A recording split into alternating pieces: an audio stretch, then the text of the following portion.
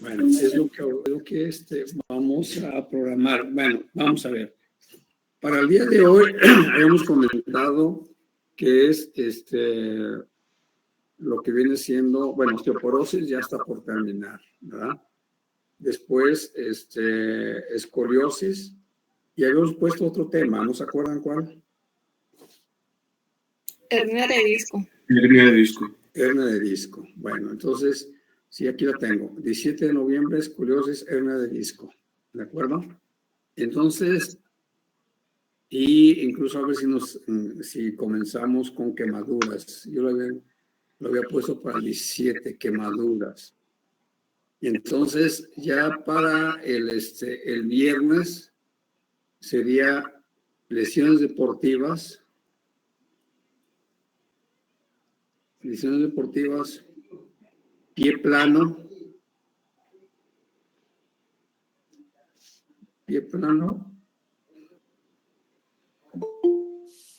prótesis.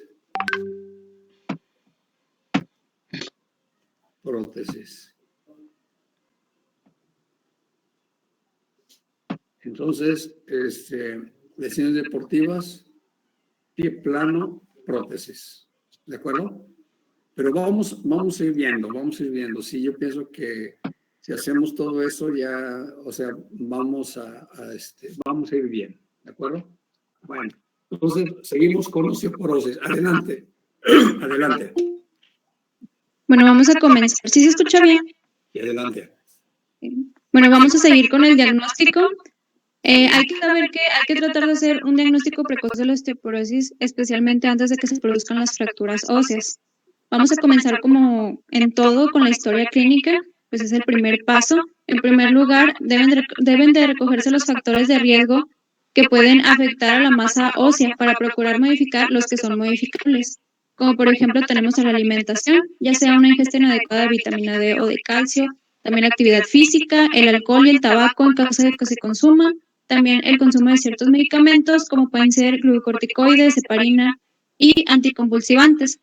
Sí. Y también hay que considerar a los factores de riesgo que no son modificables para cuando se llegue el momento de establecer el tratamiento, como puede ser antecedente familiar de osteoporosis, fractura de cadera, neoplasia de mama, o historia ginecológica, como puede ser edad tardía de la menarquia, edad temprana en la menopausia, amenorrea mayor de 1 año y nuliparidad de causa hormonal. También quiero comentar, discúlpame, Sí. caso clínico, paciente femenina tenía 28 años de edad, con crisis convulsiva desde el nacimiento. Entonces estuvo tomando sus anticonvulsivantes, sí, desde pues difenaltoinatos de muchos años. Entonces, en una crisis convulsiva que tuvo una extensión de la mano, entonces tuvo una fractura de coles. Y esta paciente, pues la traté, le hice su mobilización, la reducción, todo, etcétera, etcétera. Y obviamente su tratamiento de osteoporosis. ¿De acuerdo? Adelante, vámonos, adelante. También están aquí en estos no modificables la edad mayor de 50 años, ser de sexo femenino y algunas enfermedades como hipertiroidismo, hiperparatiroidismo, artritis reumatoide, entre otros. Después vamos a seguir con la exploración física que vamos a realizar lo habitual, tomar la talla, peso, índice de masa corporal. Hay que insistir más en la exploración del aparato locomotor, poniendo atención principalmente en la columna porque las fracturas vertebrales son las más frecuentes cuando se padece de osteoporosis. Hay que inspeccionar para ver si podemos tener alteraciones como puede ser hipercifosis dorsal, lordosis lumbar, escoliosis, disminución de la talla. ¿Le puedes dar a la siguiente, por favor? Bueno, aquí nada más les quiero comentar, no necesariamente tenemos que tener 100% la densitometría, porque hay densitometrías que les vale al paciente más de $1,000, ¿de acuerdo? Entonces, a veces con datos radiológicos, con los antecedentes, podemos sacar realmente el diagnóstico, ¿de acuerdo? No necesariamente la densitometría, hago la aclaración. Sí, es una opción y eso nos ayuda mucho, mucho. Pero no se vayan con esta. Si no tengo densitometría, no puedo decir si tengo osteoporosis. No, sí podemos hacer diagnósticos radiológicamente, incluso clínicamente. ¿De acuerdo? Adelante, vámonos. Adelante. Hay que palpar para detectar si hay dolor a la presión y que nos pueda sugerir una posible fractura. Dependiendo del sitio de dolor es donde se va a centrar más para hacerse la radiografía. Hay que revisar si hay movilidad, ya que pues en la osteoporosis la movilidad llega a ser limitada y dolorosa. A otros niveles que no sean la columna podemos también encontrar deformidades del carpo, callos de fractura hipertróficos, mala alineación de huesos largos. Y en estos pacientes hay que hacer una valoración de equilibrio, agilidad, y balance muscular para evaluar el riesgo de caída y así saber también el riesgo que tienen de fractura. Se le puede pedir que se levante de la silla, se dé media vuelta, que se pare en un pie, entre otros. Después vamos a seguir con los análisis clínicos. Estos se van a realizar en los pacientes que tienen que tenemos sospecha de osteoporosis, pero estos no nos van a asegurar la presencia de osteoporosis. Los análisis clínicos, pues tanto en sangre y orina, nos van a indicar más que nada el estado de salud en general y las posibles causas de una osteoporosis secundaria. Podemos realizar un hemograma, velocidad de sedimentación globular, glucemia, creatinina, fosfatasa alcalina. La fosfatasa alcalina, cuando sus valores están en límites altos, nos sugiere una alta remodelación ósea. También hay que ver los niveles de calcio y fósforo, de TSH, de colecalciferol, si hay un déficit de vitamina D. En caso de déficit, valorar la PTH también. Hay que ver también la calciuria de 24 horas. Una calciuria baja con dieta rica en calcio nos puede orientar a una malabsorción o déficit de vitamina D. Y también ver los niveles de calcio creatinina de orina matutina. Le das a la siguiente, por favor. Seguimos con la radiología. Una radiografía simple va a ser, yo encontré que es muy poco sensible y muy poco específica para la osteoporosis, pero como comenta el doctor, esta nos puede ayudar a realizar el diagnóstico. Es necesario que haya por lo menos un 30% de la pérdida de densidad mineral ósea para que se pueda apreciar algo en la radiografía. Entonces, pues principalmente con la radiografía, en las personas con osteoporosis vamos a identificar las fracturas. Para la columna se va a realizar una radiografía posterior anterior y lateral en bipedestación que esté centrada en la columna dorsal y lumbar principalmente, porque este tramo vertebral es característico de las fracturas. Sucede más o menos entre la T4 y la L3. ¿Le das a la siguiente, por favor? En las proyecciones laterales de la columna, los cuerpos vertebrales van a mostrar una imagen de bacalao o vértebra de pez, que este es un aspecto bicóncavo de los cuerpos vertebrales. Además va a haber un acuñamiento y colapso vertebral. En casi todos los casos va a aparecer una cifosis torácica variable, en algunos casos va a haber escoliosis estructural y lordosis lumbar, y el patrón trabecular va a disminuir y la cortical va a ser más delgada. ¿Le das a la siguiente, por favor? Para miembros de igual manera se va a realizar una radiografía, una anterior-posterior y lateral. Se pueden detectar fracturas de huesos largos en varias etapas de cicatrización. Típicamente, pues vamos a encontrar fracturas en la metáfisis y aparecen en la porción distal del fémur, proximal de la tibia y cuello del fémur. También es muy frecuente que nosotros encontremos fracturas de cadera y de antebrazo en estos pacientes.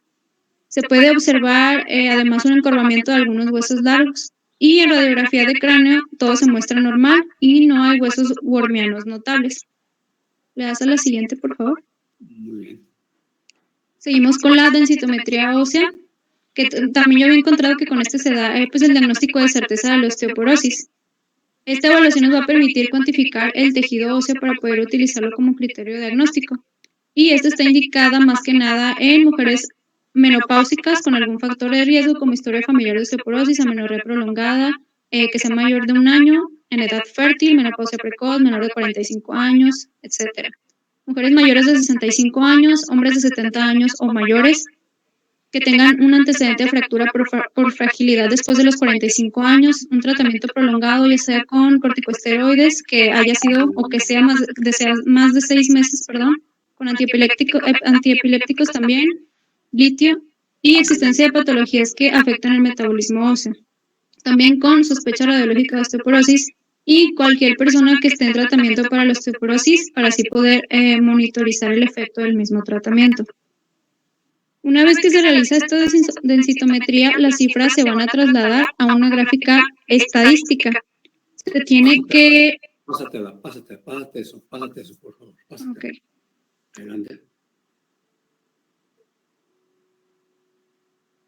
Y bueno, ya por último de mi parte sería el diagnóstico diferencial. Este diagnóstico se hace con algunas enfermedades que cursan tanto una masa ósea baja y fracturas, como puede ser raquitismo, osteomalacia, enfermedad de Paget, osteopatía, gracias. Osteopatía de insuficiencia renal.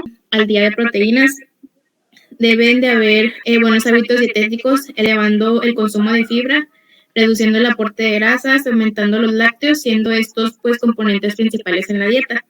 También se debe evitar el consumo de cafeína, alcohol y especialmente del tabaco, ya que son cofactores para la pérdida de calcio.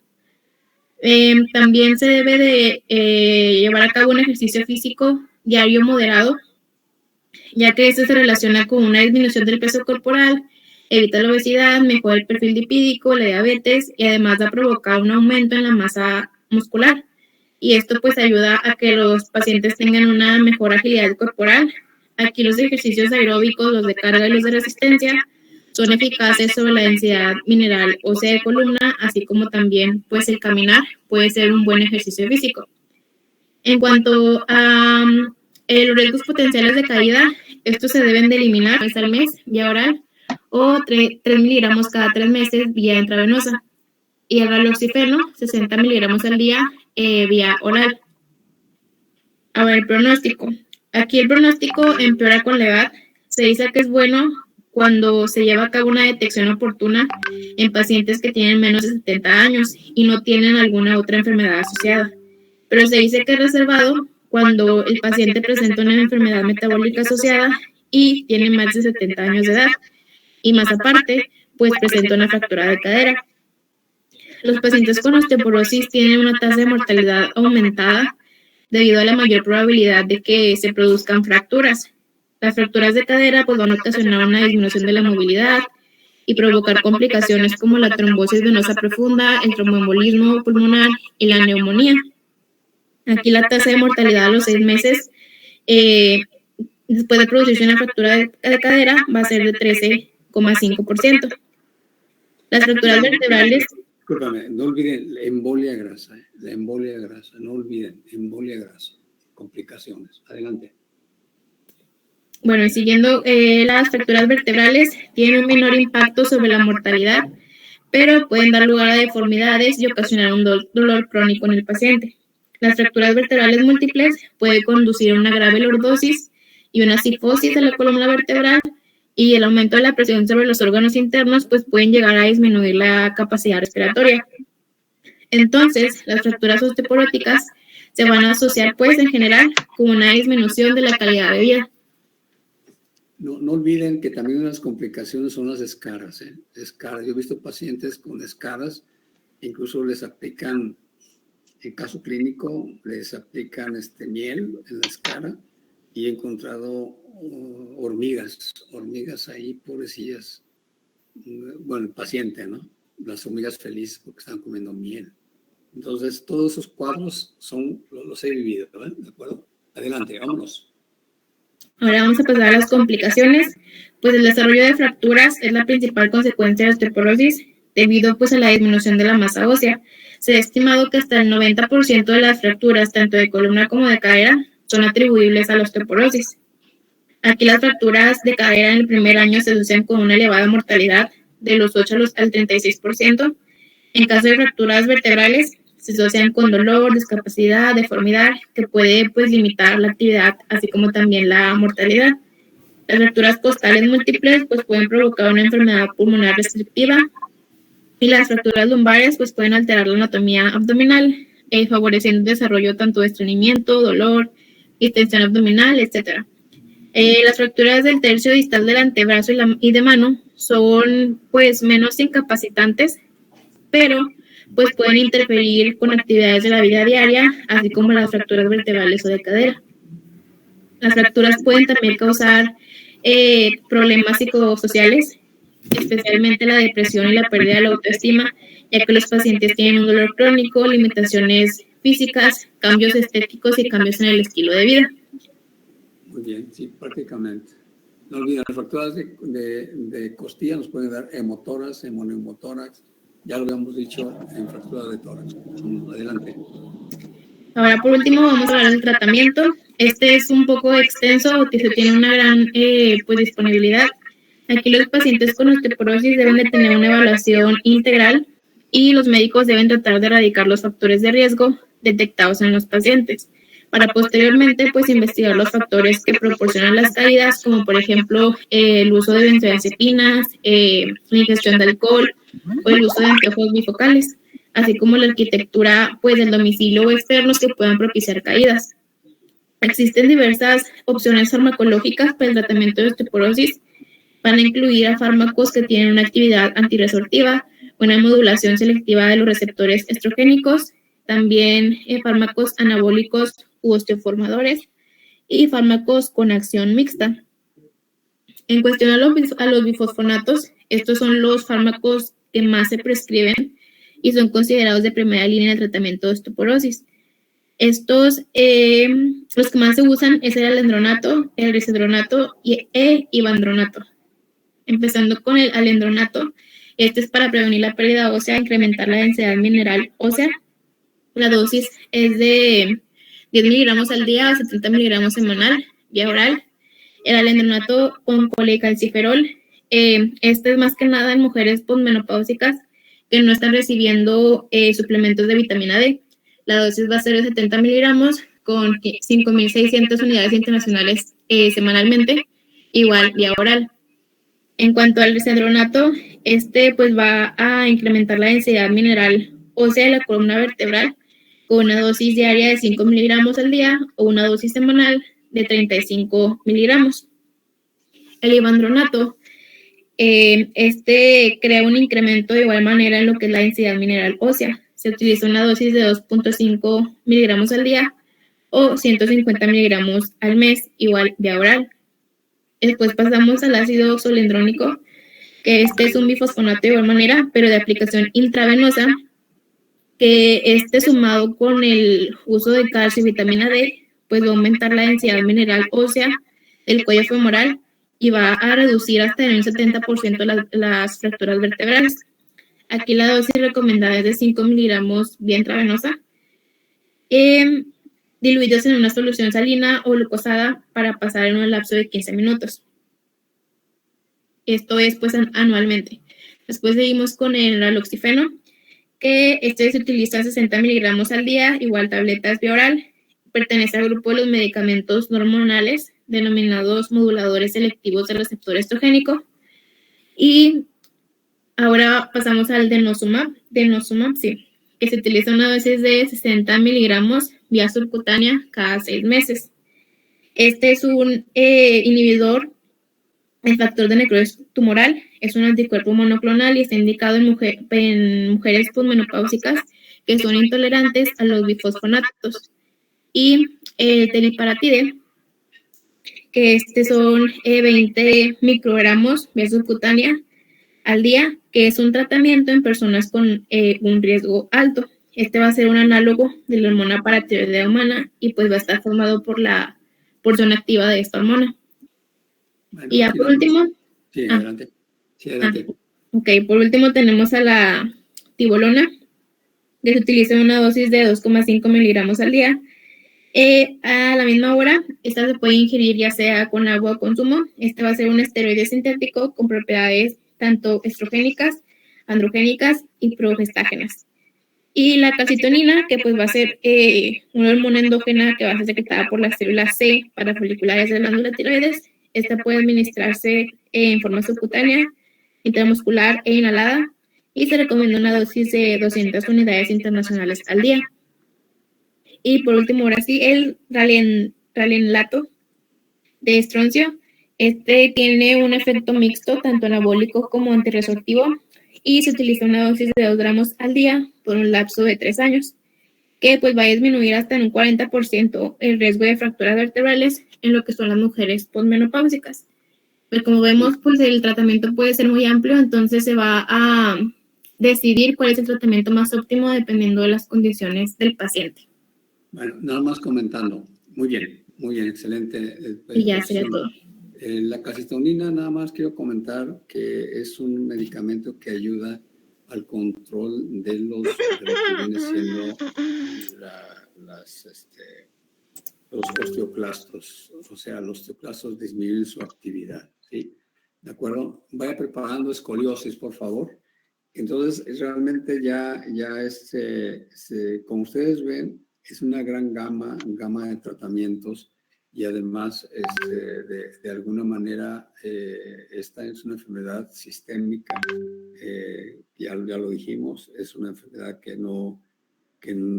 silenciosa y que obviamente comienza a tener ya acción de gritos o dolor con las fracturas. Y además les quiero comentar sobre los tratamientos de osteoporosis. Hay una diaria, hay a la semana, hay cada mes, hay cada 3 meses, cada 6 meses, cada año. Pero los que son cada 6 meses o cada año, esto siempre tiene que ir acompañado de un buen funcionamiento renal, ¿sí? O sea, son pacientes, no los podemos dar a cualquiera, ¿sí? Tiene que tener buena actividad renal, porque la vía de eliminación es la vía renal, entonces lo podemos complicar. Entonces, por eso, estos medicamentos queda a cargo de nosotros y somos los que vamos a prescribir. Y muchos de esos medicamentos que se están dando en la actualidad se han usado como tratamiento de cáncer, ¿sí? De cáncer. O sea, de ahí salieron ya las actividades, estos procesos, los fundamentos, y entonces ya se aplicaban ya también a osteoporosis, ¿de acuerdo? Bueno, ¿algún comentario, algo que quieran hacer sobre el tema de osteoporosis? ¿Qué aprendiste, Lilia Hernández? Lilia. Pues, por ejemplo, la clasificación de la osteoporosis, que puede ser juvenil, que se presenta más en mujeres después de la menopausia, que puede ser por enfermedades gastrointestinales, por trastornos genéticos, lo que usted había comentado de las complicaciones de la embolia grasa y de las escaras, y lo de la calcitonina también le funciona. A ver, Eduardo, ¿qué aprendiste en este tema? No. La prevención, jóvenes, ejercicio, ¿de acuerdo? No se casen nada más con medicamentos, ejercicio es la mejor prevención. Obviamente asociado con una dieta balanceada de calcio, de fósforo. Se comenta que en mujeres deben estar muy al pendiente de su calcio después de los 35, 40 años, ¿de acuerdo? Entonces a veces ya se va haciendo una prevención ya muy tardía, pero por ahí va, ¿sí? Ejercicio, jóvenes, ejercicio. Es la mejor manera y su alimentación, ¿ok? ¿Está claro, Quirino? Sí, gracias. Gracias, doctor. Muy bien. De columna, ¿sí? Entonces, aquí José Carlos Reina, Alia Hernández, Gloria Carmen González, David Alejandro Campos y Salma Michelle Ochoa nos van a hablar sobre escoliosis. 20 minutos, comienzan 11:35. Adelante. Muy bien, ¿sí me escucho? Adelante. Buenos días a todos primero, y pues vamos a comenzar a ver el tema de escoliosis. En su definición tenemos que la escoliosis, pues primeramente desde su palabra, su origen deriva del griego escolios, que significa curvatura, y es una deformidad de la columna vertebral en los 3 planos del espacio asociada a una rotación vertebral, a desviaciones laterales en el plano coronal que éstas sean mayores a 10 grados y alteraciones de la lordosis y cifosis fisiológicas en el plano sagital. Entonces, pues va a ser la descripción de una alteración estructural que se puede tomar como una manifestación objetiva y que podemos medir clínica y radiológicamente en la persona que la presenta. ¿Le das, por favor? Adelante. Bueno, tenemos 2 tipos de escoliosis. La primera es la escoliosis no estructurada, que esta no está asociada a alteraciones estructurales vertebrales ni a la rotación de los cuerpos. Esta por lo general no es progresiva y se debe poder corregir en las radiografías en flexión lateral o bendings de forma simétrica. Más que nada esta puede estar causada por una contractura muscular cuya causa pues hay que investigar. Estas causas pueden incluir las hernias discales, tumores, infecciones o dismetrías de miembros.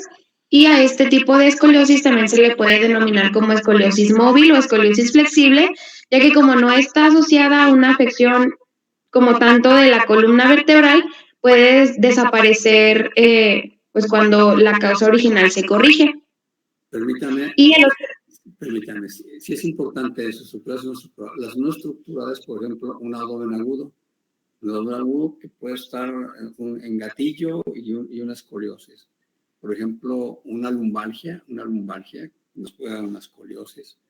Un paciente, una histeria, un problema psiquiátrico, todo así deformado y una serie de cambios, esos son no estructurados. Porque el momento de que quitemos la causa, se corrige la columna. Muy bien. Y las estructuradas no, ¿verdad? Es al revés.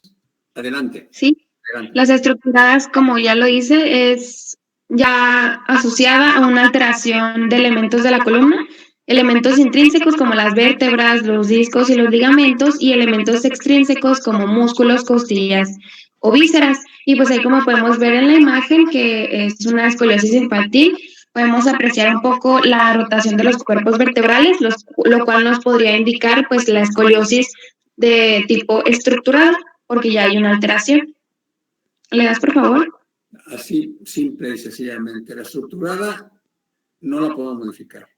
La no estructurada sí la podemos modificar. Sí, la estructurada la podemos modificar parcialmente, pero ahorita vamos a ver resultados. Entonces, ese es el concepto. Estructurada y no estructurada, ¿eh? ¿De acuerdo?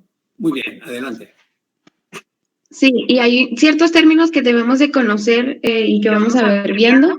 Por ejemplo, las curvas mayores. Esta en una escoliosis son aquellas que incluyen todas las vértebras rotadas y suelen ser de tipo estructurado. Las curvas compensatorias pueden ser craneales y caudales a la curva o a las curvas mayores, y estas por lo general no tienen una rotación vertebral y son inicialmente flexibles o de tipo no estructurado, aunque con el tiempo pueden tender a hacerse rígidas, sobre todo en el tipo torácico. Y el más importante es el término de la vértebra apical, que esta es la vértebra más desplazada lateralmente en la curva. Esta no tiene inclinación, aunque sí es la vértebra que tiene la máxima rotación, y como quien dice, pues es la punta de la curva que observemos en la escoliosis. ¿Le das, por favor? Muy bien, adelante. Y bueno, puede haber escoliosis en distintas regiones de la columna, y los patrones más importantes incluyen estos que están aquí, que es la cervicotorácica, que incluye S7 y T1, la torácica, que va desde T2 hasta T11, la toracolumbar, que incluye T12 y L1, la lumbar desde L2 hasta L4, y la lumbosacra, que incluye L5 y S1. También tenemos otras formas especiales, que son la doble torácica, que como su nombre lo dice, pues son dobles curvas, y obviamente van a tener dos vértebras apicales, una para cada curva. También puede haber escoliosis torácica y toracolumbar en una sola, o doble torácica y lumbar. Y pues ahí en la imagen se pueden observar distintos pues ejemplos de escoliosis a diferentes regiones de la columna. ¿Le das, por favor? Y bueno, es muy importante la medición de las curvas, ya que esto pues nos va a indicar, más que nada nos puede orientar el diagnóstico, pero pues también nos puede indicar el pronóstico según pues los ángulos que vayamos obteniendo. Podemos medirlas mediante dos métodos principales, que es el método de Cobb-Lippmann. Esta es para todo tipo de escoliosis, y aquí es la imagen de la derecha. Vamos a trazar una línea por el platillo vertebral superior de lo que es la vértebra proximal, y después otra línea por el platillo vertebral inferior de la vértebra distal. Después hacemos una línea perpendicular a cada una de ellas y vamos a medir el ángulo de intersección, que en este caso es de 58 grados, pero como les había mencionado al inicio, este no tiene que ser mayor a 10 grados, pues en una columna normal. Y por otro lado está el método de Meza, que esta es para las escoliosis infantiles, y se van a medir los ángulos costovertebrales de cada lado. Obviamente, pues va a ser un ángulo entre el eje de la costilla y el eje vertical de la vértebra con la que está articulada. Y la importancia de esta diferencia entre los dos lados es que tienen un valor pronóstico, y por ejemplo, si la diferencia entre estos dos es mayor a 20, nos puede indicar una alta probabilidad de progresión de la curva si esta no es tratada. ¿Le das, por favor? Muy bien. Bueno, para continuar, ahora vamos a ver lo que es la clasificación de la escoliosis. Primero vamos a ver lo que es la escoliosis idiopática, y esta vamos a tener que corresponde al 65% de los casos, y esta se va a subdividir según la edad en la aparición de la escoliosis. Vamos a tener infantil, que va de los 0 a los 3 años de edad, la juvenil de los 4 a los 12 años y la del adolescente, que esta es a partir de los 12 años en adelante. Tenemos que en la infantil, esta se va a resolver espontáneamente en el 85 al 90% de los casos, y esta va a ser más frecuente en los varones y generalmente va a ser torácica izquierda, como lo estamos observando en las imágenes. Ahora, esto también se va a asociar con lo que es la plagiocefalia, un retraso mental, una cardiopatía congénita, incluso con la displasia de cadera. También, pues aquí tenemos que se va a recomendar hacer una resonancia magnética para poder descartar que pues la esclerosis no sea idiopática, sino un signo de alguna otra patología potencialmente que se pueda tratar. Ahora pasamos a lo que es la juvenil. Vamos a tener que entre la edad de los 4 a los 6 años, la incidencia en cuanto a mujeres y varones va a ser de 1 a 1, mientras que de los 6 a los 10 años de edad, esta prevalencia de mujer a varón va a ser de 8 a 1, o sea, siéndose más presente en las mujeres. Y pues va a ser más frecuente torácica derecha y los dobles mayores. Ahora, tenemos que el 70% de los casos van a progresar si no son tratados. Y en cuanto a la de los adolescentes, esta es de las más frecuentes y hay una prevalencia de lo que es el 3% en la población general, y los patrones aquí van a ser torácicos derechos y lumbares izquierdas, así como la hipocifosis torácica. ¿Le das, por favor? Y pues aquí les traigo nada más rápidamente que pues han clasificado 5 tipos según los criterios de King y Moe, que son simplemente la clasificación nos va a dar información sobre el número de segmentos que deberían ser intervenidos mediante una artrodesis, esto empleando pues las barras de Harrington, y también se utiliza actualmente más lo que es la clasificación de Lenke. ¿Le das, por favor? Ahora pasamos aquí a la clasificación, lo que es la escoliosis congénitas, y estos nos van a representar lo que es el 15% de los casos, y estas pues obviamente se va a hacer evidente al nacimiento o a las pocas semanas de nacimiento. Estas más que nada se van a asociar a otras malformaciones, como en este caso a la asociación de Vater, que pues aquí vamos a tener defectos vertebrales, que eso correspondería a la UV, la atresia anorrectal, la fístula traqueoesofágica, la displasia radial del antebracio, o también puede ser con el Vater, que es igual al anterior que les acabo de decir, pero aquí solamente se le van a agregar malformaciones cardíacas y renales, también la arteria umbilical solitaria y las anomalías pulmonares. Y pues le das al siguiente, por favor. Bueno, jóvenes, aquí compruebo lo que les había dicho en una parte cuando vimos en biología. Dijimos que una de las cosas que pasan con malformaciones congénitas musculoesqueléticas están asociadas a otros padecimientos. ¿Recuerdan ustedes que eso se había comentado? Pues aquí está la razón. Adelante. Y pues según la anomalía vertebral se van a poder diferenciar las siguientes divisiones que les tengo, que pues si tenemos un canal medular abierto, ya aquí va a haber una lesión neurológica o no, que no exista una lesión neurológica. En las lesiones neurológicas está el mielomeningocele, y si no hay una lesión neurológica se va a poder observar una espina bífida oculta o incluso en un mielocele, mientras que en el canal medular cerrado, con una lesión neurológica, se observa la diastematomielia, y con una lesión neurológica se observa la hemivértebra y las barras y bloques, que este es el fallo de la segmentación. Y le das, por favor. Así es, muy bien. Bueno, continuamos con las escoliosis neuromusculares. Aquí son curvas amplias de gran radio. Aquí suelen progresar y generalmente se controlan mal con corsés. Estas pueden conducir a una insuficiencia respiratoria, normalmente si la curva torácica supera los 100 grados, y suelen, aunque no siempre, obligar a realizar una artrodesis a edades tempranas. Pero pues hay que tener en cuenta que una artrodesis torácica antes de los 12 años de edad pues puede producir un tórax corto con disminución de la capacidad pulmonar, produciéndonos así insuficiencia respiratoria incluso también en los adultos.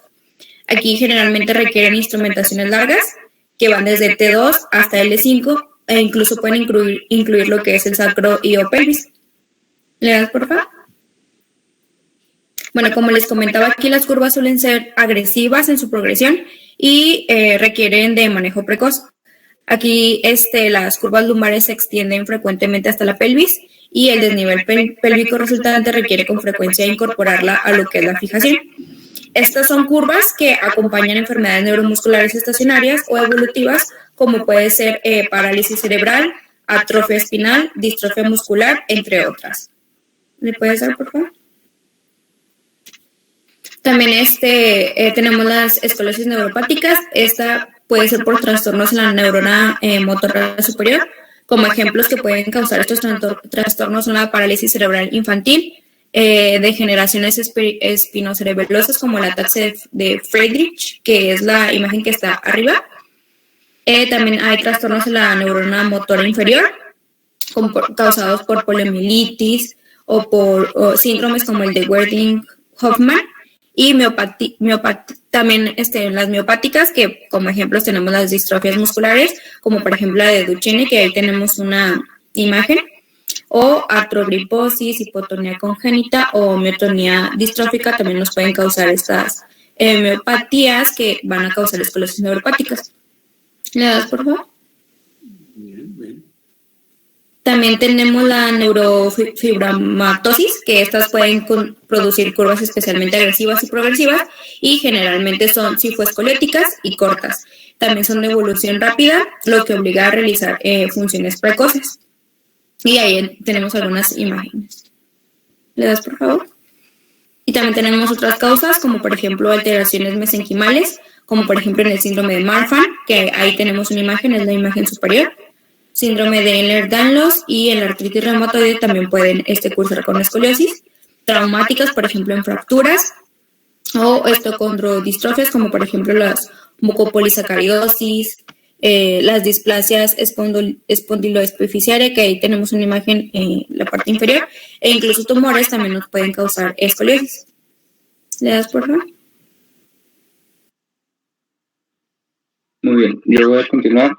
Para dar un diagnóstico, pues se va a alcanzar con una historia clínica adecuada, dentro de lo cual el diagnóstico clínico de la escoliosis es un hallazgo de la exploración física rutinaria de los niños y en adolescentes y se confirma mediante las radiografías.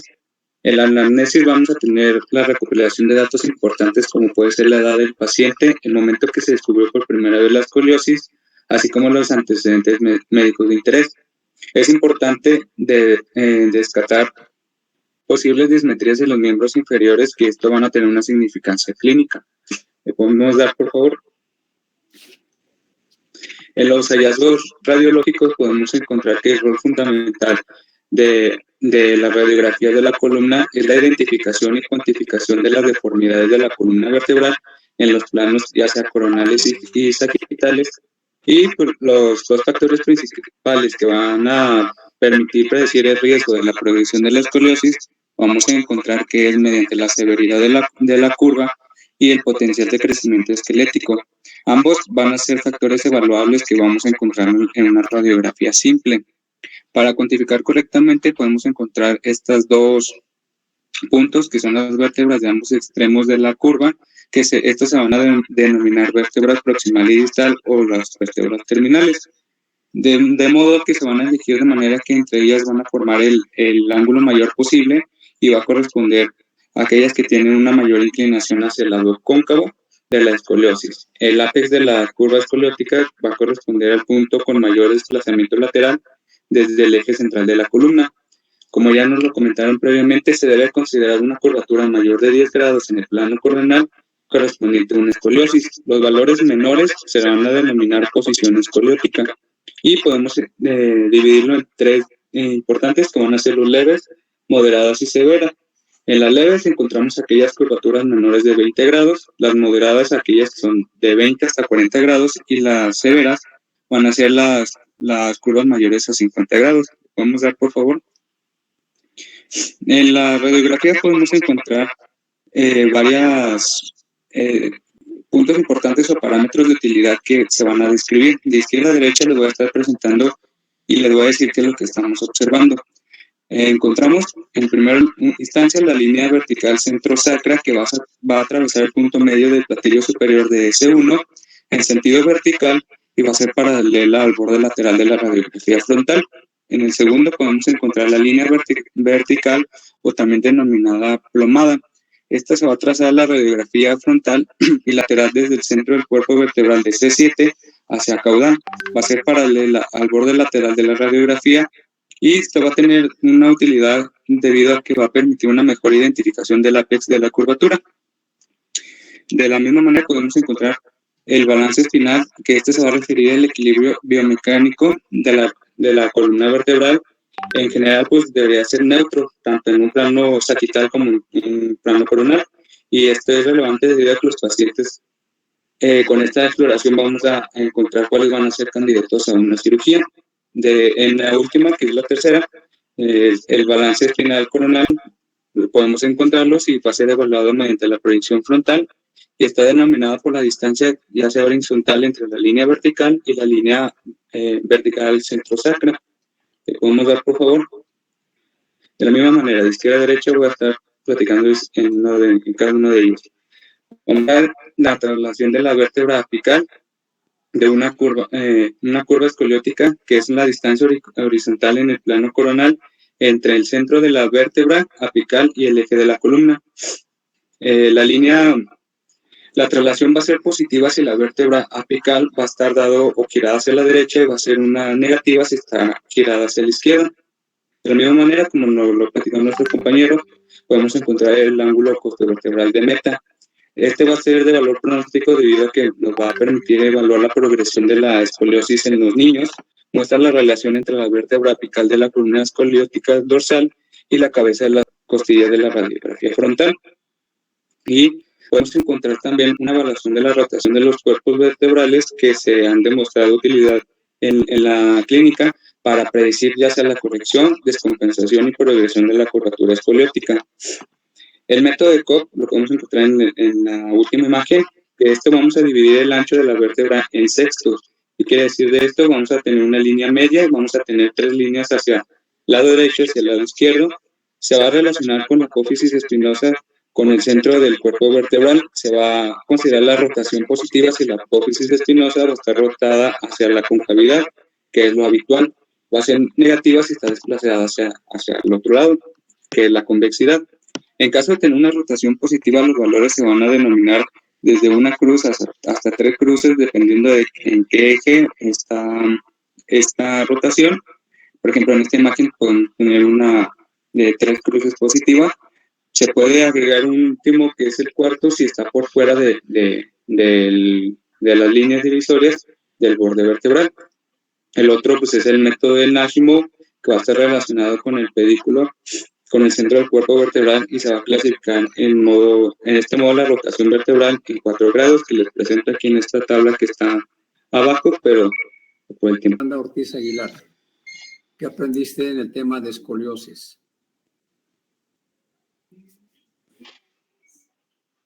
Adelante. Doctor, Fernanda me comentó que estaba teniendo problemas con su computadora, por eso batalló para entrar y me dijo que el micrófono no le funcionaba. A ver, Sofía Enríquez. Sí, doctor. Bueno, Sofía. más que nada sobre los distintos tipos que son no estructuradas y estructurada. Y lo que mencionó de que las no estructuradas creo que sí se pueden modificar, mientras que las estructuradas no se modifican. Sobre los patrones también, que eso no lo sabía. Sobre los métodos de Koch-Lipman para la medición de las curvas, también el método de Meta, que la escoliosis se puede clasificar en infantil, en juvenil, que hay escoliosis congénita también y neuromusculares, neuropáticas, y sobre el tratamiento. Muy bien. López Orozco. ¿Qué aprendiste, López Orozco? Sí, doctor.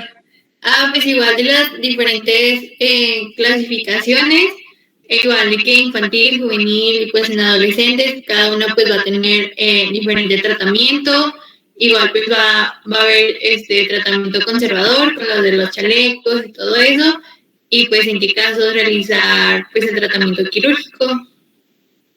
Bueno, muy bien.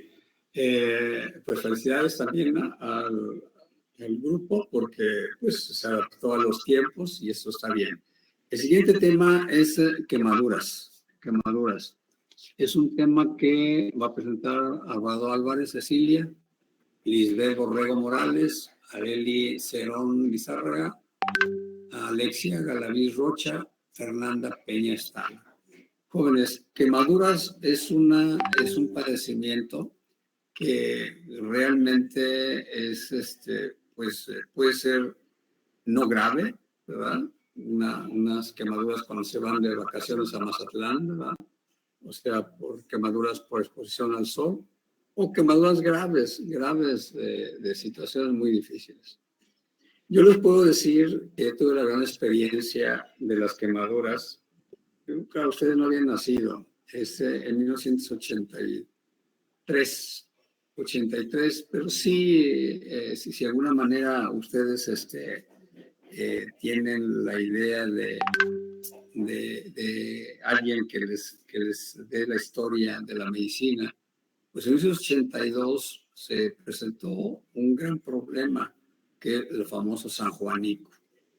Ese día de San Juanico, a mí me tocó, yo era R1 en 1982. Cuando yo llegué al hospital, entramos a las 7, el accidente fue como a las 6:50, 6:55 de la mañana. Yo nada más vi otro sol, o sea, yo vi un sol que iluminaba mucho el valle del Estado de México. Entonces, a la media hora comenzaron a llegar ambulancias. San Juanico fue una situación en Estado de México donde explotó tanques de gas. Entonces quedaron gente tremendamente dañada. Tuve la oportunidad, ahí en ese hospital nos llegaron aproximadamente como 120 quemados. Ustedes llegaban a urgencias de eso de Gómez y otro en el Centro Médico Nacional de Torreón, donde el paciente se trasladó, niños principalmente, niños. El de Gómez tenía como el 50% de quemado y el de Torreón como el 60%. Entonces llega una ambulancia cuando se compromete a atender a un paciente de esta gravedad, manda una ambulancia exclusivamente para el traslado de ese paciente y esos dos pacientes mejoraron. Pues hay asociaciones no gubernamentales que se dedican a hacer estos, unos en Machu Picchu, es una asociación de una periodista en México, y pues realmente hay mucho que hablar, pero adelante, tienen 20 minutos. Adelante. Nosotros tenemos una duda, es que estábamos viendo de columna y seguíamos nosotros con hernias de disco. Bueno, mira, lo que quiero es que sea un modelato del B ahorita, pero no hay problema, ahorita vemos hernias de disco, no se preocupen, ahorita siguen ustedes. Gracias. No hay problema. Adelante, quemaduras, el grupo, por favor. ¿Sí me escucho? Sí, adelante. Bueno, vamos a hablar sobre el tema de quemaduras y pues para empezar, una quemadura va a ser aquella lesión en la que la piel u otro tejido orgánico va a estar expuesto ya sea a un agente físico, químico o biológico, y pues estos van a inducir la desnaturalización de las proteínas que están en la piel. ¿Le puedes dar a la siguiente, por favor? La etiología pues va a tener importancia especialmente en la actuación durante la emergencia, ya que pues la emergencia implica el riesgo de vida y requiere atención inmediata del paciente, o ya sea una urgencia, pues la urgencia pues no pone en riesgo la vida del paciente, pero pues sí se necesita una atención médica rápida. En cuanto a los agentes físicos, vamos a tener las quemaduras térmicas, que estas van a ser dadas por líquidos u objetos calientes. Por ejemplo, cuando se está hirviendo, no sé, la leche y que agarramos sin protección, pues podemos sufrir alguna quemadura. También vamos a tener las quemaduras eléctricas, que estas pueden ser por un fogonazo y su intensidad pues va a depender de la resistencia del tejido y del voltaje. Y pues esta va a tener una mayor lesión interna que externa y se puede asociar como arritmias cardíacas o incluso provocar fracturas. También vamos a tener las quemaduras por radiación, que estos puede ser por contacto con luz ultravioleta, y las quemaduras por frío, generalmente estas se van a dar por temperaturas que estén debajo de los 0 grados y la lesión se produce por la cristalización extra e intracelular y pues va a haber una disminución del flujo vascular y pues aquí en esta de frío se puede asociar también con hipotermia. En las quemaduras por fricción, estas se van a componer ya sea por un componente mixto, por ejemplo, una abrasión y una quemadura por calor. Estas se pueden dar, por ejemplo, en las personas que van en moto, que sufren algún accidente y que se caen, pueden sufrir este tipo de quemadura. En cuanto a los agentes químicos, tenemos las quemaduras químicas, que estas van a ser producidas por una sustancia, puede ser producida por sustancias ácidas o también por sustancias básicas. Y la gravedad en estos casos pues va a depender de la concentración y el tiempo de exposición de ese agente. En los agentes biológicos vamos a tener quemaduras que pueden ser dadas, por ejemplo, como las medusas o los peces eléctricos y pues pueden causar cierto daño en la piel. ¿Le puedes dar a la siguiente, por favor? Y pues aquí tenemos algunos tipos de quemaduras que, por ejemplo, por luz ultravioleta, que cuando vamos a la playa o las albercas, por abrasión o en la mano, o por una quemadura eléctrica de alto voltaje. ¿Le puedes dar a la siguiente, por favor?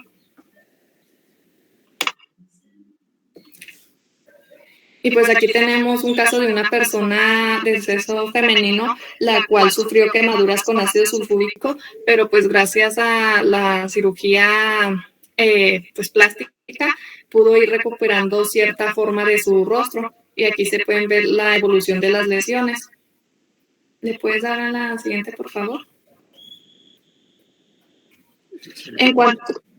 Adelante. En cuanto a la fisiopatología, pues la piel es un órgano que cuando pierde su integridad se van a producir 3 efectos principalmente, que es la pérdida de líquidos, la pérdida de calor, lo que pues puede producir una hipotermia y pérdida de la acción de barrera frente a los microorganismos. Como sabemos, pues la piel es un órgano importante de barrera y pues si se daña esto va a aumentar la susceptibilidad de infección. ¿Le puedes dar a la siguiente, por favor? Bueno, en cuanto a las diferencias de una quemadura en un niño y en un adulto, pues los niños van a ser susceptibles a intoxicación por dióxido de carbono y pues en los adultos en los niños puede haber mayor predisposición a la hipotermia. La piel de los niños puede ser hasta 15 veces más fina que los de los adultos y por lo tanto puede ser más peligrosa en los niños que en los adultos porque pues ahorita vamos a ver la clasificación del daño de cierto porcentaje según la localización. ¿Le puedes dar a la siguiente, por favor? Bueno, en cuanto a la clasificación de las quemaduras, vamos a tener que puede ser según su profundidad y las podemos dividir en primer grado, segundo grado y también pues tenemos las quemaduras que son profundas. En las de primer grado, estas son leves, son superficiales, no se infectan, puede haber eritema superficial, van a conservar su integridad, causan dolor y pues estas van a sanar entre 3 y 7 días. Y pues aquí tenemos un ejemplo de quemadura solar. ¿Te puedes dar a la siguiente? Ir a Mazatlán, a la playa. Adelante. En cuanto a las de segundo grado, estas también pueden ser superficiales o profundas. El daño en la piel pues va a ser parcial, por eso se les llaman también de espesor parcial. En estas van a haber vesículas y van a ser estas vesículas dolorosas. La lesión se puede extender desde la epidermis hasta la dermis profunda o tejido celular subcutáneo superficial. En caso de que sea superficial, también se les puede llamar dermis papilar y pues va a afectar la epidermis y el tercio superior de la dermis. Van a aparecer ampollas que van a estar pues bien formadas e intactas sobre un fondo rosado, como podemos ver en la imagen ahí del pie. Estas van a ser dolorosas y pues van a sanar espontáneamente, pero es mejor cuando son tratadas y pues se van a curar entre 2 y 3 semanas. ¿Le puedes dar a la siguiente, por favor? Las de segundo grado, si llegan a ser profundas, porque pues las de segundo grado también se clasifican en superficiales y profundas, las profundas se les menciona como dermis reticular y estas van a afectar zonas pues obviamente más profundas de la dermis y aquí se van a formar ampollas de un aspecto seco o pueden estar también rotas sobre lo que es un fondo pálido, en cuanto a las anteriores pues era fondo rosado. En estos casos, las terminaciones nerviosas pueden llegar a ser dañadas y es por eso que son menos dolorosas. Toma más tiempo en sanar y se puede convertir en una lesión de tercer grado por infección secundaria. Y si en 21 días no se sana, se puede derivar a una cirugía plástica para prevenir una cicatrización hipertrófica. ¿Le puedes dar a la siguiente, por favor? Las de tercer grado, estas quemaduras se llaman quemaduras de espesor total o subdérmicas. Esta se va a caracterizar por lesión de todas las capas de la piel, ya sea la grasa, la fascia, pues el músculo o hasta el hueso.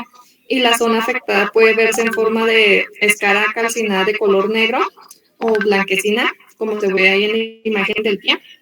Y pues es de aspecto seco y al tacto pues se va a sentir dura. A menudo pues esta zona va a ser insensible al tacto leve y las quemaduras de tercer grado no van a sanar solas como las de primer grado y las de segundo grado superficiales. Y en este tipo de quemaduras se va a requerir de injertos de piel. ¿Le puedes dar a la siguiente, por favor? Bueno, para calcular la extensión de las quemaduras, se van a tener pues diferentes métodos, que puede ser la regla de la palma de la mano, la regla de los 9 de Wallace y la tabla del Lunny-Brode. Wallace. Wallace. Adelante. ¿Le puedes dar a la siguiente, por favor? Bueno, en la regla 1, o también llamada de la mano, pues se va a utilizar para la valoración rápida y para calcular el porcentaje de la superficie corporal total quemada. Aquí pues se va a tomar como referencia la palma de la mano del paciente, que tiene que ser pues los dedos juntos y que estén bien extendidos, no solamente cierta parte de la mano, sino todo. Y la superficie que se puede cubrir de esta manera pues va a tener un valor de 1%. Y esta pues va a ser útil para superficies pequeñas y como herramienta complementaria de la regla de Wallace. ¿Le puedes dar la siguiente, por favor? En cuanto a la regla de los 9 de Wallace, consiste en dividir la superficie. Wallace. ¿Cómo? De Wallace. La que sigue. Muy bien, sigue, muy bien. La regla 9 de Wallace pues va a consistir en dividir la superficie del cuerpo en áreas que van a ser equivalentes al 9% de la superficie corporal que va a ser pues quemada y pues se va a utilizar el múltiplo de 9 y a partir de aquí se puede calcular el porcentaje de quemadura. El porcentaje de cada división, como lo podemos ver en la imagen, pues varía según la edad. Por lo general los pacientes no meten todo un miembro, por ejemplo, en accidentes por ejemplo, las reliquias que se dan frecuentemente para estas fechas, los pacientes no van a meter todo un brazo a la olla donde está la reliquia, sino pues se puede quemar diferente parte del cuerpo, porque pues no van a estar conscientes. Y pues Wallace dice que la palma del paciente supone el 1% de su superficie corporal, por lo que usando esto se basa pues en calcular las demás áreas. Por ejemplo, en un niño de 1 año a 4 años, los porcentajes de quemadura en la cabeza equivale al 19% en comparación del adulto, que pues esta ya nomás va a valer el 10%, porque en el adulto pues la cabeza ya no va a estar tan grande como en un niño, sino que va a ver más porcentaje de extensión en lo que es el tórax y el abdomen. ¿Le puedes dar a la siguiente, por favor? Bueno, en la tabla de Lund y Roeder, en niños, pues se utiliza de recién nacido a 15 años, y en los niños va a ir variando las proporciones del porcentaje y también en las distintas zonas anatómicas durante su crecimiento, siendo pues, como les había mencionado, que la cabeza tiene mayor porcentaje y los miembros pues menos porcentaje, porque pues van a estar más pequeños. Y pues aquí podemos ver en esta tabla el área, por ejemplo, el cuello. En un niño de hasta 1 año puede la cabeza tener un porcentaje del 19%, y conforme va creciendo, pues va a ir disminuyendo. ¿Le puedes dar a la siguiente, por favor?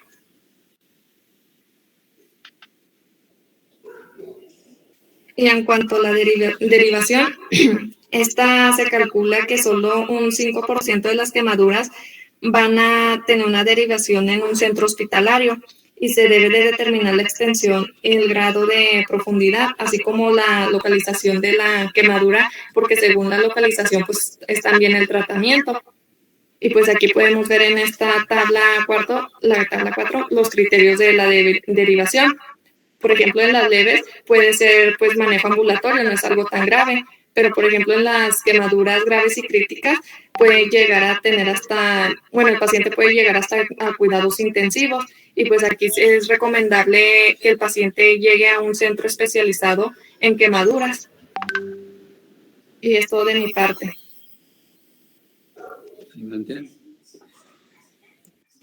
¿Sí me escuchó? Sí, adelante. Bueno, ahora vamos a continuar con contaminación. Primero hay que tener en cuenta que la herida normal, la quemadura normal, va a tener de 60 a 80,000 bacterias por gramo de tejido. Vamos a tener en cuenta que hay una contaminación cuando hay 105,000 o menos bacterias por gramo de tejido, y vamos a tener en cuenta que se encuentra una infección en el paciente con quemaduras cuando hay más de 105,000 bacterias por gramo de tejido. La mayoría de las infecciones se va a deber a bacterias endógenas, y ocurre por 2 mecanismos: o la bacteria se encuentra en el borde de la herida, o se encuentra una infección presente en otras partes del cuerpo y pues se va a derivar a la quemadura.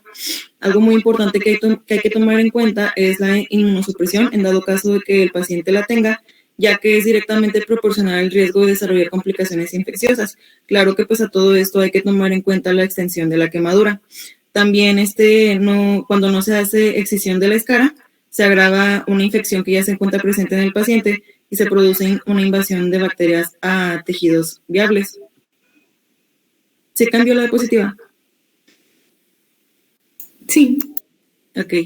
En las primeras 48 horas van a proliferar las bacterias a tal grado que vamos a encontrar 100 millones de organismos por gramos de tejido, y vamos a encontrar sobre todo bacterias gram positivas.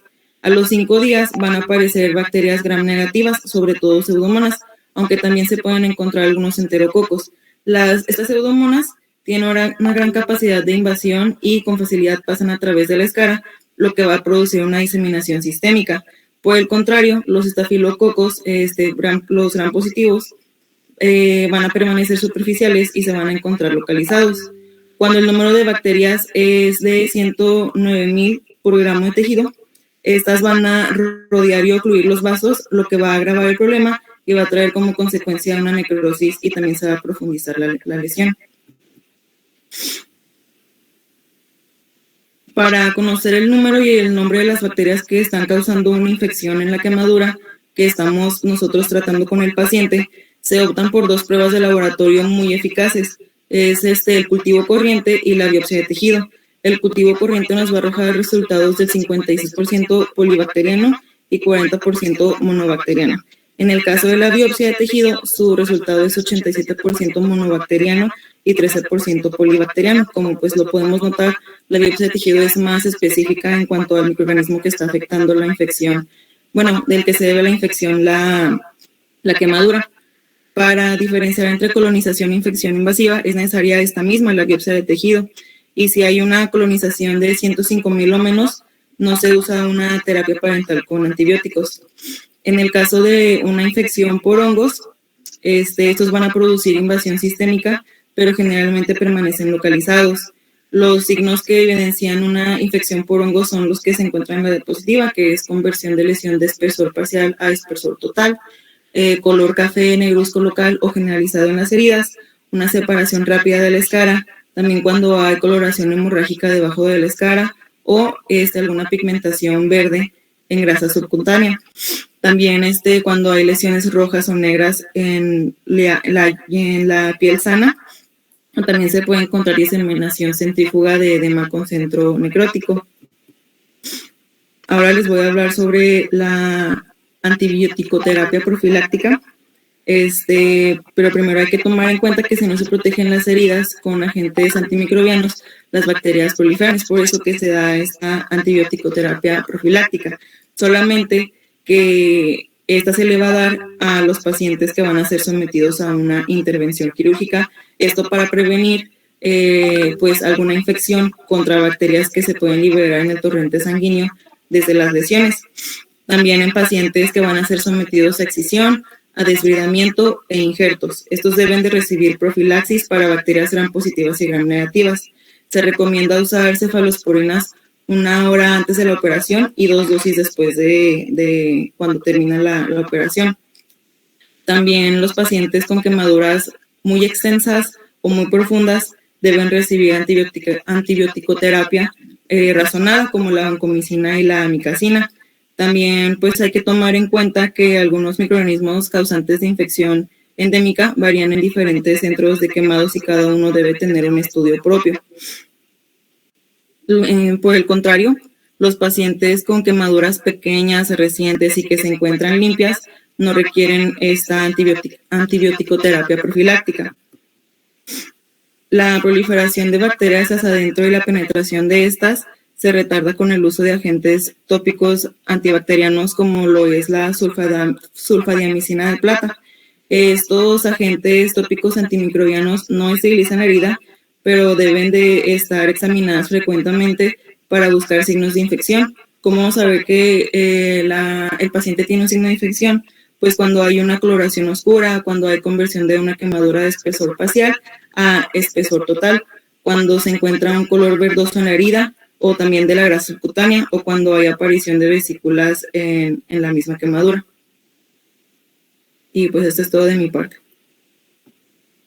Adelante.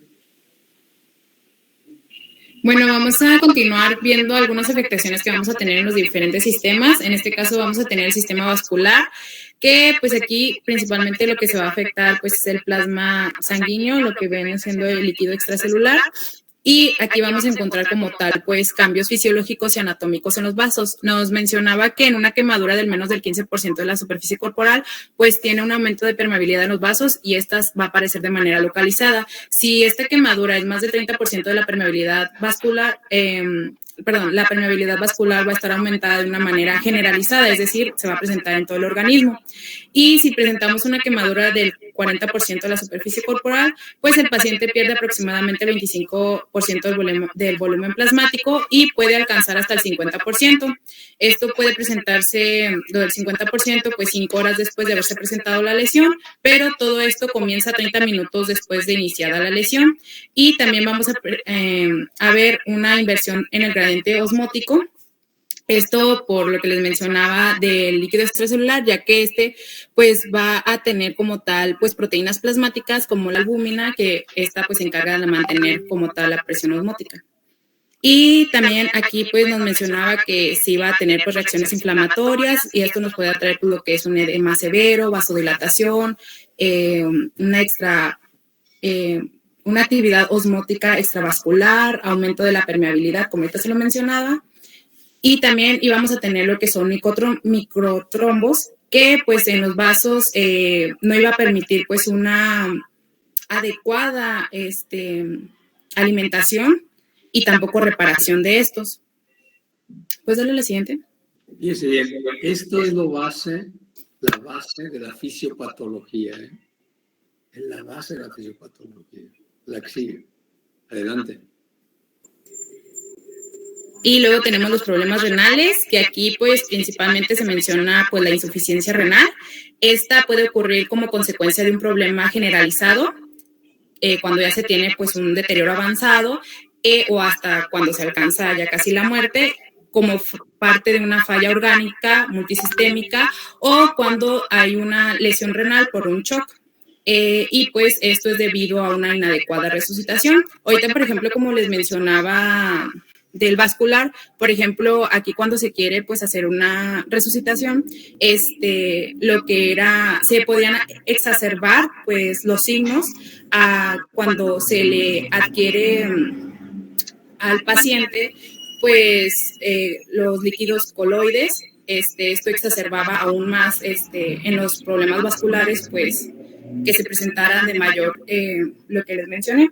Y bueno, aquí en los problemas renales, pues es importante evaluarlos, ya que esto nos permite como tal determinar la evolución del paciente. Por ejemplo, si el paciente presenta un estado oligúrico, pues aquí ya nos dice más o menos cuánto de la superficie corporal está afectada y cómo vamos a encontrar al paciente. Por ejemplo, aquí lo que les mencionaba de un shock, o sea, ya podemos determinar en qué momento se encuentra el paciente. Aquí también es importante, pues, evaluar la filtración glomerular, ya que esta pues va a estar disminuida en las quemaduras muy extensas, así como también el flujo plasmático renal.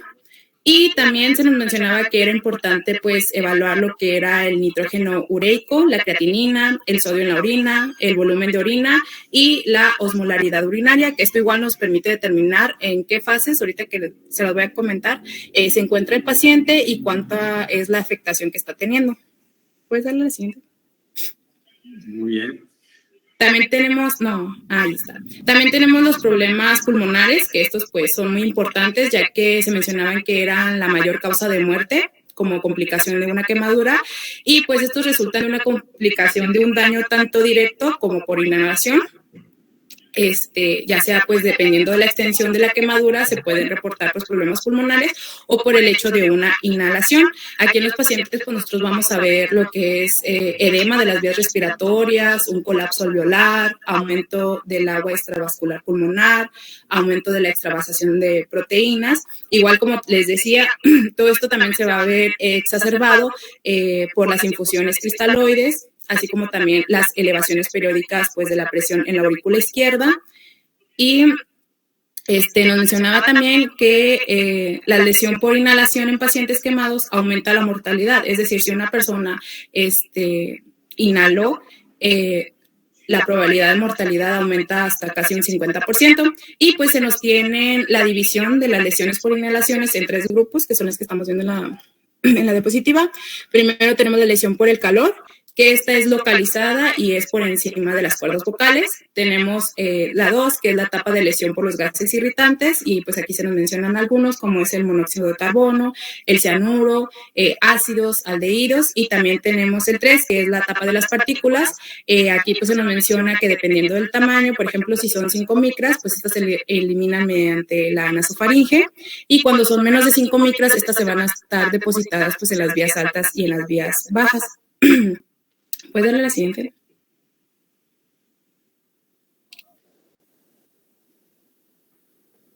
También vamos a tener pues problemas gastrointestinales, que pues estas son complicaciones que aparecen dentro de las primeras 3 semanas post-quemaduras, sobre todo pues como se menciona aquí, en la primera semana, y pues van a ser...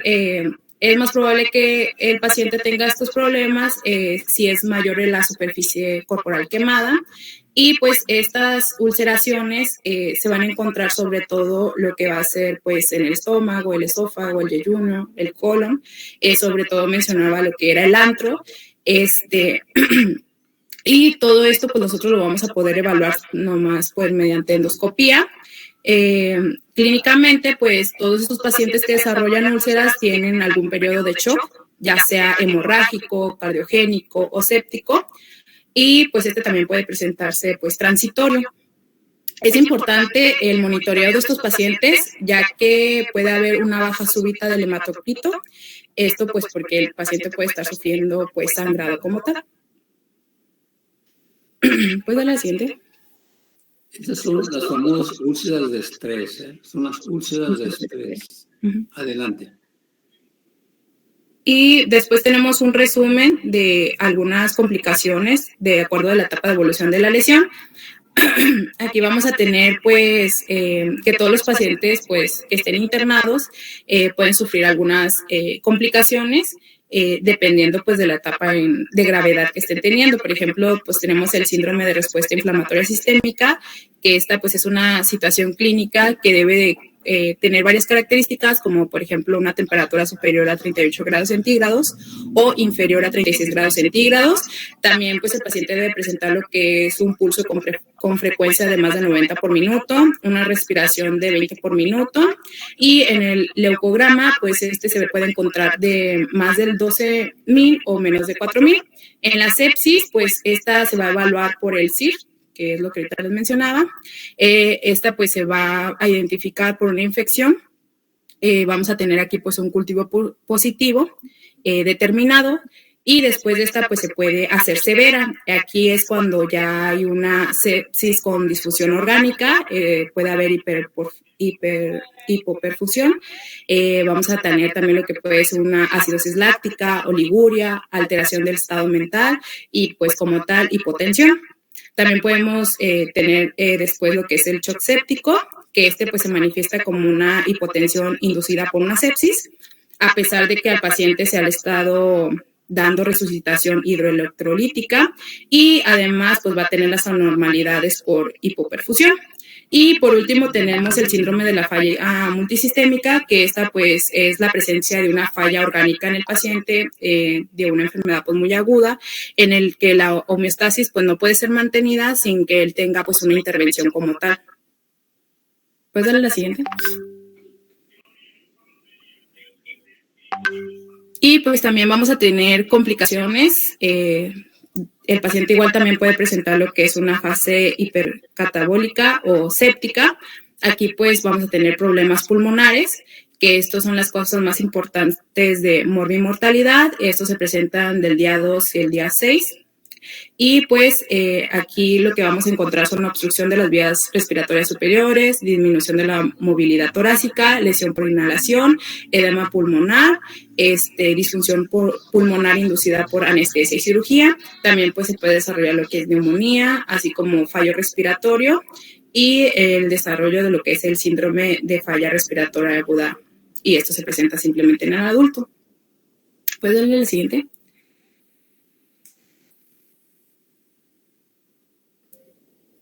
También vamos a tener pues afectación del corazón. Aquí pues puede haber una falla cardíaca por toxinas o por el mal manejo de líquidos, como lo que ahorita les mencionaba, y pues se va a presentar lo que es también una hipertensión. En la parte pues vascular vamos a tener lo que es una tromboflebitis. Esta puede ser por una infección, también vamos a tener por éstasis, daño del endotelio y pues tendencia a la hipercoagulabilidad. También en los riñones, pues como ya les mencionaba, vamos a tener lo que es la insuficiencia renal. Esto pues más que nada se le atribuye previo a un shock séptico. Y también vamos a tener pues a la siguiente.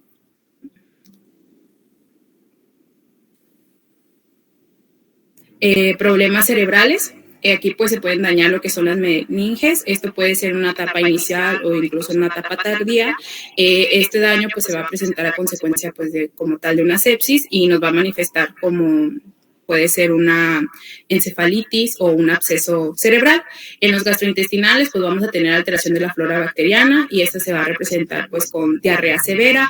Igual también se mencionaba que podía pues presentar agravaciones y desarrollar lo que era el hilio paralítico.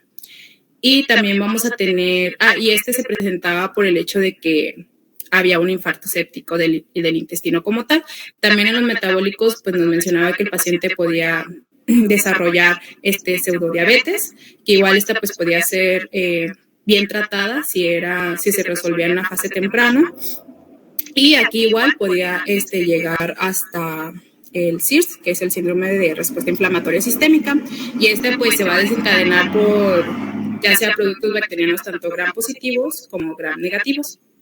Y eso es todo de mi parte. Buenas tardes. ¿Le das, por favor? Vamos a continuar con la atención inicial del paciente quemado. ¿Le das otra, por favor? Bueno, en cuanto... ¿Le das? A los primeros auxilios extrahospitalarios, lo primero es asegurar la seguridad del entorno, después interrumpir el agente causal de la quemadura, y lo que sigue es detener el proceso de la quemadura, esto quitando la ropa que tenga el paciente, las prendas, prótesis, y se van a irrigar las partes afectadas con agua a una temperatura ambiente durante unos 15 minutos. Y después se va a envolver... 5 minutos, sí, adelante. Okay. Bueno, después se va a envolver al paciente en un paño o en una sábana limpia y se va a transportar para que reciba atención médica. ¿Le das, por favor?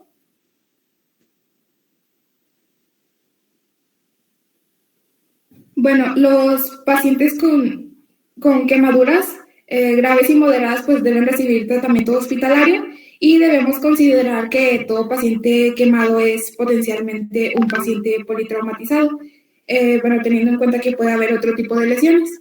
Y el tratamiento se va a llevar a cabo en 3 fases, que son el urgente, que es la reanimación, aguda, que es la curación de heridas, y la rehabilitación. Así que lo primero, pues, es identificar y poder descartar los problemas que puedan comprometer la vida del paciente. Esto aplicando el ABC de la reanimación, que consiste en la vía aérea, que lo primordial es garantizar una vía aérea adecuada. Bueno, más si se sospecha de inhalación de humos y obstrucción, hay que realizar la intubación endotraqueal, pero teniendo cuidado con el cuello por una posible lesión de la columna cervical. También está la respiración, hay que evaluar la expansión de la caja torácica, la frecuencia respiratoria, ruidos respiratorios, se va a medir la saturación de oxígeno y puede que el paciente requiera RCP. Bueno, en cuanto a la circulación, evaluar el color de la piel, sensibilidad, pulsos periféricos y el llenado capilar. Y aquí se van a canalizar 2 venas periféricas para comenzar la resucitación con líquidos, idealmente esto en áreas no quemadas. ¿Le das, por favor? Bueno, también tenemos que se evalúa el déficit neurológico, esto mediante la escala de Glasgow, y también se realiza exploración física general, se debe completar la historia clínica, determinar el porcentaje de la quemadura, que ya nos mencionaban, y se va a iniciar la terapia de resucitación hidroelectrolítica. ¿Le das, por favor? Bueno, el fluido de reposición que es más utilizado es el lactato de Ringer, y bueno, hay una fórmula para calcular la dosis, que es la que tenemos ahí, la fórmula de Parkland, que esta es una de las más utilizadas y dice que son 4 mililitros de lactato de Ringer por kilogramo por el porcentaje de la quemadura. Y bueno, se va a dar la mitad de la dosis las primeras 8 horas y el resto va a ser durante las siguientes 16 horas.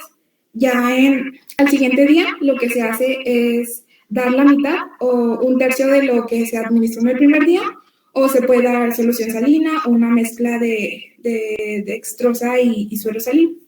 ¿Le das, por favor?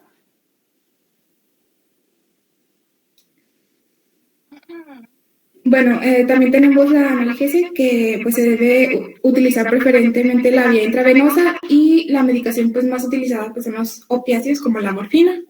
Tenemos la curación local, que la tengo en una diapositiva más adelante, y la profilaxis antitetánica, que si hay inmunización previa pues se administra toxoide, y si no, pues se van a utilizar 250 unidades de gamma-globulina humana hiperinmune antitetánica. También hay pruebas complementarias como la gasometría arterial con determinación de carboxihemoglobina, que esta no se hace en todos los casos. También está la radiografía del tórax, el electrocardiograma, hay pruebas analíticas, y etcétera. Bueno, ¿le das, por favor? Bueno, en cuanto al cuidado local, lo que se hace es el enfriamiento de la quemadura, esto para limitar la extensión y profundidad de la lesión, además de disminuir el dolor. Se hace con agua o con suero fisiológico. Luego está la limpieza de las quemaduras, que se hace con agua o suero fisiológico, con un jabón suave, esto cuando son leves, y se utilizan antisépticos como la clorhexidina cuando pues, hay más riesgo de contaminación. Bueno, está también el manejo de las ampollas y del epitelio necrosado, que el epitelio necrosado pues se va a retirar.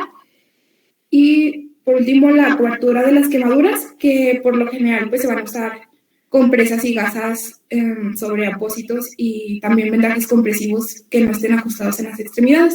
Y me faltaba mencionar sobre los antibióticos, pero mis compañeras ya mencionaron un poco sobre eso. Así que ya sería todo por nuestra parte. ¿Ya terminaron? Sí. Ya terminaron. Bueno. Y realmente que hablar de quemaduras, obviamente es un tema muy importante, muy importante. Y además el manejo prehospitalario, hospitalario, y muchos pacientes se van a terapia intensiva. ¿Qué aprendiste, Manuel Meraz, del tema?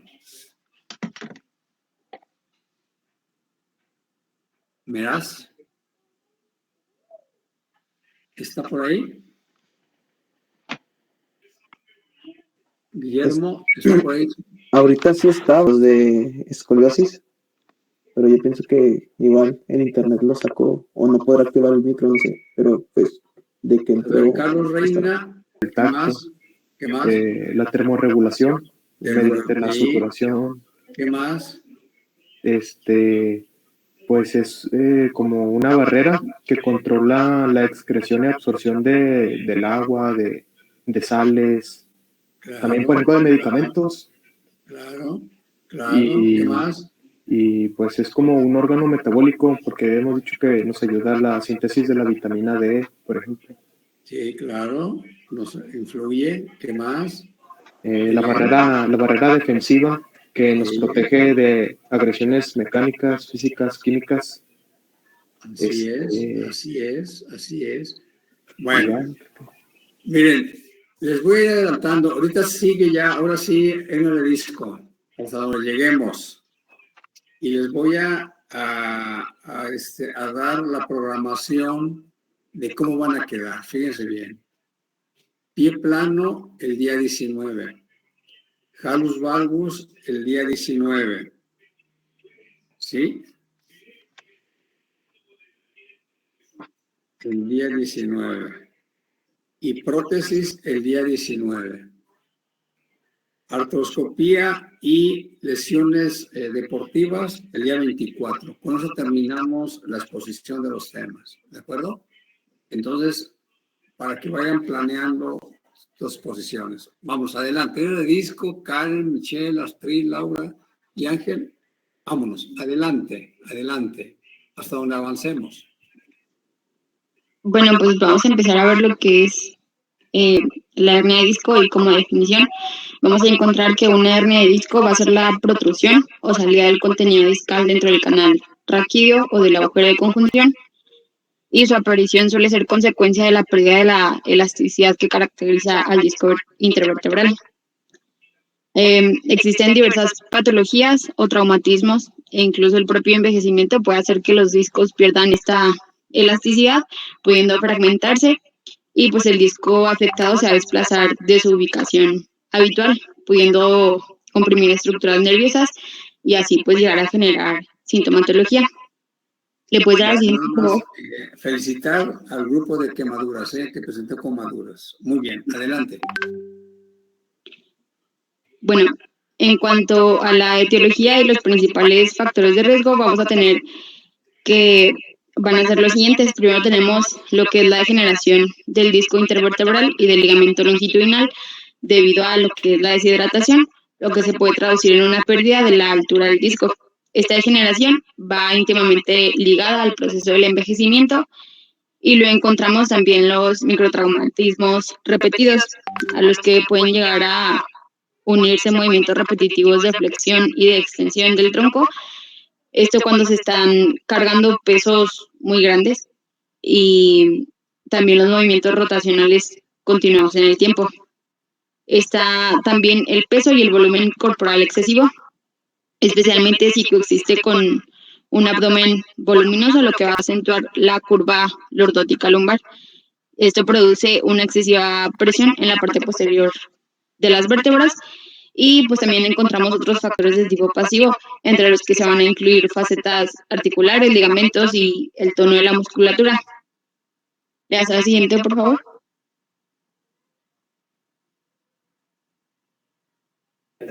Muy bien. A ver, ¿te puedes devolver? Es que me faltaba como que, no sé si se movieron las diapositivas, pero me falta una. Pero si quieres devolverte y lo menciono así. Bueno, sí, está bien. Ya. Bueno, iba a mencionar también lo que es el mecanismo típico de producción de una hernia de disco, que va a incluir 3 pasos fundamentales. En primer lugar, se va a producir una flexión de la columna vertebral hacia adelante, lo que va a dar lugar a que el disco sufra una mayor carga en la zona anterior, puesto que el núcleo pulposo es de consistencia gelatinosa y va a sufrir un proceso de compresión contra la pared posterior del anillo fibroso. Luego vamos a encontrar una carga de peso importante que va a hacer que se comprima una vértebra contra la otra, lo que va a aumentar la presión que sufre el disco intervertebral. Y por último, a medida que se extiende la columna con el peso cargado, dicha carga va a comprimir aún más el núcleo pulposo del disco, de modo que, pues dependiendo de la presión ejercida sobre el anillo fibroso en su parte posterior, el anillo puede llegar a desgarrarse produciendo una fisura, abombarse cuando se encuentra una protusión, o partirse, que es cuando encontramos previamente una hernia de disco. Y pues también mencionar que se pueden clasificar en hernias de disco cervicales, dorsales y lumbares, de las cuales la lumbar pues va a ser la más común y se clasifican pues de acuerdo a la región que esté afectada. Ahora sí le hace la siguiente, por favor. Ahora sí sigo yo. Continuando con la fisiopatología, primero que nada tenemos que recordar 2 puntos fundamentales, tanto de la columna cervical como de la lumbar. De la columna cervical es que esta está diseñada para dar una gran movilidad a la cabeza, lo cual pues va a provocar que sostenga muy poco peso. En cambio, la columna lumbar está diseñada para soportar una gran carga, pero en contraste con la cervical, tiene una movilidad más limitada.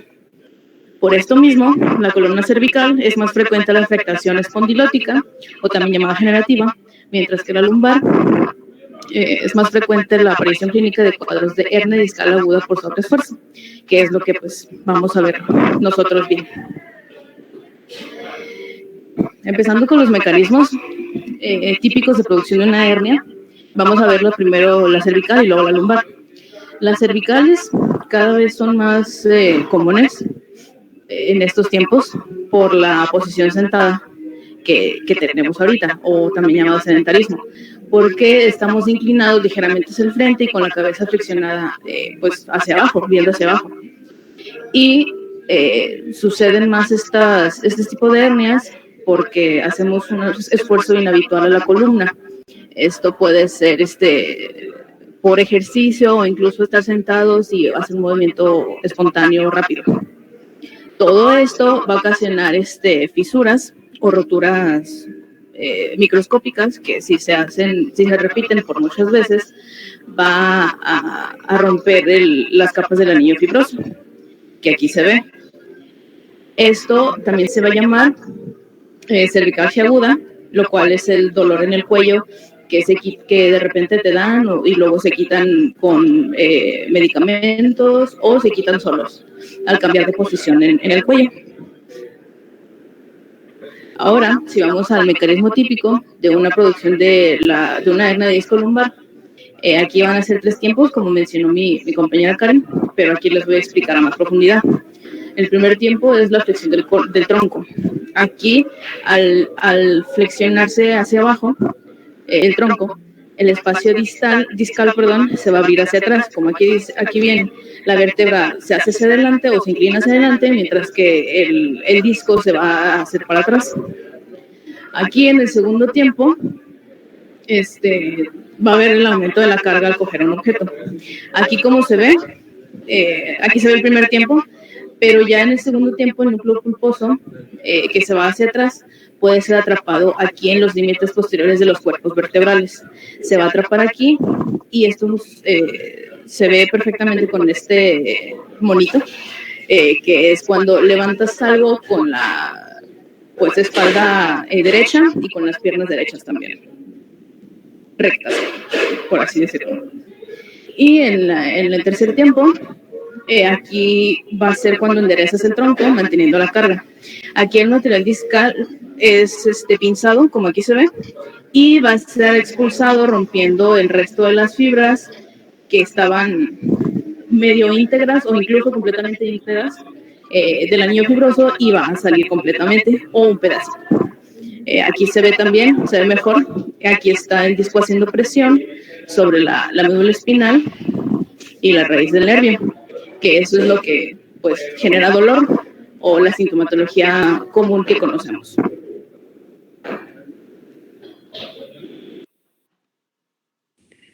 Doctor, ya son las 12:57. ¿Continúo? Doctor, tiene apagado su micrófono y no se escucha nada. A ver, Salmerón. Bueno, Sí. mira, yo pienso que faltaría,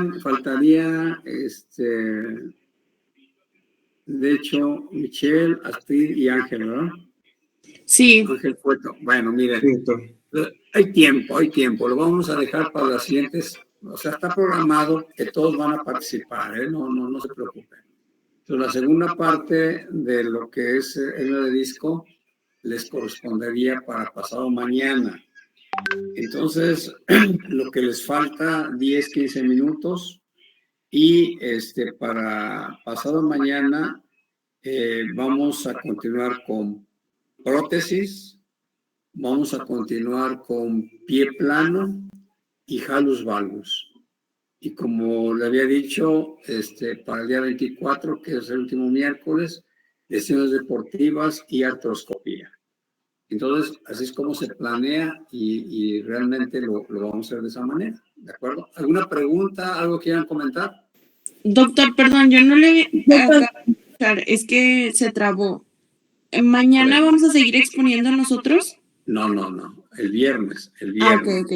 Perdón, sí, gracias. Mañana va a ser clase y vamos a hablar sobre lo que viene siendo lesiones obstétricas, trauma obstétrico.